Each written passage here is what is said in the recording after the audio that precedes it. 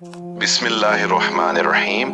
حج اسلام کے 5 بنیادی ارکان میں سے ایک عظیم رکن ہے جسے اللہ تعالیٰ نے ہر اس مسلمان پر فرض فرمایا ہے جو استطاعت رکھتا ہو۔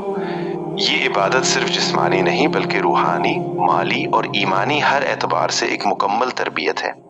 حج کا ذکر قرآن مجید میں متعدد مقامات پر آیا ہے، جن میں سورۃ آل عمران کی آیت 97 میں اللہ تعالیٰ فرماتا ہے وَلِلَّهِ عَلَى النَّاسِ حِجُّ الْبَيْتِ مَنِ اسْتَطَاعَ إِلَيْهِ سَبِيلًا، یعنی اللہ کے لیے لوگوں پر بیت اللہ کا حج فرض ہے جو اس تک پہنچنے کی استطاعت رکھتا ہو۔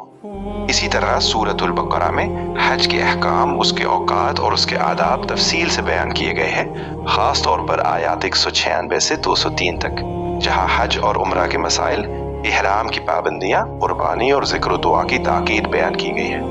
حج کی فرضیت کا حکم مدینہ منورہ میں نازل ہوا اور اکثر مفسرین کے مطابق یہ 9 ہجری میں قطعی طور پر فرض ہوا جب سورۃ آل عمران کی مذکورہ آیت نازل ہوئی۔ اس کے بعد نبی کریم صلی اللہ علیہ وآلہ وسلم نے اعلان فرمایا کہ آئندہ کوئی مشرک حج نہ کرے اور نہ ہی کوئی شخص برہنہ حالت میں بیت اللہ کا طواف کرے، کیونکہ حج کو مکمل طور پر توحید اور سنت ابراہیمی کے مطابق کر دیا گیا۔ اسی سال حضرت ابو بکر صدیق رضی اللہ عنہ کو امیر حج بنا کر روانہ کیا گیا تاکہ وہ لوگوں کو حج کے احکام سکھائیں اور شرک و جاہلیت کی رسومات کا خاتمہ کریں۔ نبی اکرم صلی اللہ علیہ وآلہ وسلم نے اپنی حیات مبارکہ میں صرف ایک حج ادا فرمایا جسے حجۃ الوداع کہا جاتا ہے۔ یہ حج 10 ہجری میں ادا کیا گیا اور اس موقع پر آپ صلی اللہ علیہ وآلہ وسلم نے امت کو نہایت جامع اور آخری خطبہ دیا جسے خطبہ حجۃ الوداع کہا جاتا ہے۔ اس خطبے میں آپ نے انسانی حقوق، عورتوں کے حقوق، خون ریزی کی حرمت، سود کی ممانعت اور امت کے اتحاد پر زور دیا۔ آپ نے فرمایا کہ تم سب آدم کی اولاد ہو اور کسی عربی کو اجمی پر اور کسی اجمی کو عربی پر کوئی فضیلت نہیں مگر تقویٰ کے ساتھ۔ یہ حج اسلامی تاریخ کا سب سے عظیم اور یادگار اجتماع تھا جس میں 1 لاکھ سے زائد صحابہ کرام شریک تھے۔ حج کا اصل مقصد اللہ تعالیٰ کی کامل اطاعت، نفس کی پاکیزگی اور دنیاوی وابستگیوں سے روحانی آزادی حاصل کرنا ہے۔ جب حاجی احرام باندھتا ہے تو وہ دنیاوی لباس، زیب و زینت اور تکبر کو چھوڑ کر 2 سفید چادروں میں ملبوس ہو جاتا ہے جو مساوات اور عاجزی کی علامت ہے۔ پھر وہ تلبیہ کہتا ہے لبیک اللہم لبیک، یعنی میں حاضر ہوں اے اللہ، میں حاضر ہوں، جو بندے کی مکمل اطاعت اور فرمان برداری کا اعلان ہے۔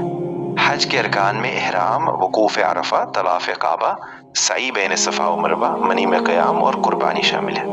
وقوف عرفہ کو حج کا سب سے اہم رکن قرار دیا گیا ہے، جیسا کہ نبی کریم صلی اللہ علیہ وآلہ وسلم نے فرمایا الحج عرفہ، یعنی حج عرفہ کے دن وقوف کا نام ہے۔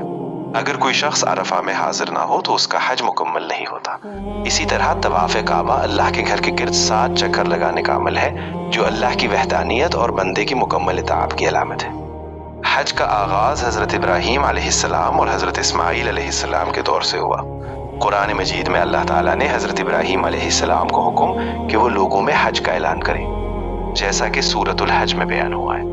انہوں نے اللہ کے حکم سے بیت اللہ کی تعمیر کی اور لوگوں کو اللہ کے گھر کی طرف بلایا۔ اسی لیے حج کو ملت ابراہیمی کی تجدید بھی کہا جاتا ہے۔ اسلام نے آ کر انہی شعائر کو دوبارہ زندہ کیا اور ان میں موجود شرک و بدعات کو ختم کیا۔ حج انسان کو صبر، قربانی، مساوات اور اخوت کا عملی درس دیتا ہے۔ دنیا کے مختلف حصوں سے آنے والے لاکھوں مسلمان ایک ہی لباس میں، ایک ہی وقت میں، ایک ہی رب کے سامنے حاضر ہو کر یہ اعلان کرتے ہیں کہ ہمارا جینا مرنا صرف اللہ کے لیے ہے۔ یہ اجتماع مسلم امت کی وحدت اور اخوت کا سب سے بڑا مظہر ہے۔ نبی کریم صلی اللہ علیہ وآلہ وسلم نے اپنی زندگی میں حج کے علاوہ عمرہ بھی ادا فرمایا۔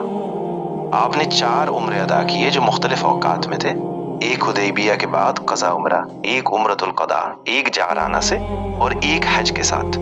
لیکن حج صرف ایک بار یعنی حجۃ الوداع کے موقع پر ادا فرمایا جو آپ کی زندگی کا آخری بڑا عملی پیغام تھا۔ حج کے دوران شیطان کو کنکریاں مارنا دراصل برائی اور شیطانی وسوسوں سے نفرت کا اظہار ہے۔ قربانی حضرت ابراہیم علیہ السلام کی عظیم قربانی کی یاد دلاتی ہے جب انہوں نے اللہ کے حکم پر اپنے بیٹے کو قربان کرنے کا ارادہ کیا۔ اللہ نے ان کے اخلاص کو قبول فرمایا اور جنت سے دمبا بھیج دیا۔ اسی سنت کو آج مسلمان حج کے دوران زندہ رکھتے ہیں۔ حج کا سب سے بڑا سبق یہ ہے کہ انسان اپنی زندگی کو اللہ کے احکام کے تابع کر دے۔ یہ عبادت صرف جسمانی سفر نہیں بلکہ ایک روحانی معراج ہے جہاں بندہ اپنے گناہوں کی معافی مانگتا ہے اور ایک نئے عہد کے ساتھ واپس لوٹتا ہے۔ حدیث میں آتا ہے کہ جو شخص حج کرے اور اس میں کوئی فحش بات یا گناہ نہ کرے تو وہ اس طرح واپس آتا ہے جیسے آج ہی ماں کے پیٹ سے پیدا ہوا۔ یہ اللہ تعالیٰ کی عظیم رحمت ہے کہ اس نے اپنے بندوں کے لیے ایک ایسا عمل مقرر کیا جو ان کی زندگیوں کو مکمل طور پر بدل دیتا ہے۔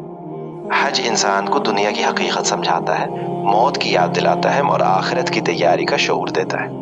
یہی وجہ ہے کہ ہر مسلمان کے دل میں بیت اللہ کی زیارت کا شوق ہوتا ہے، اور جو وہاں جاتا ہے وہ ایک روحانی سکون اور اطمینان محسوس کرتا ہے جو دنیا کی کسی اور جگہ ممکن نہیں۔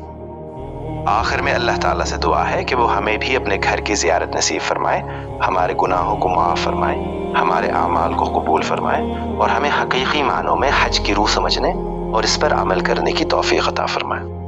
آمین۔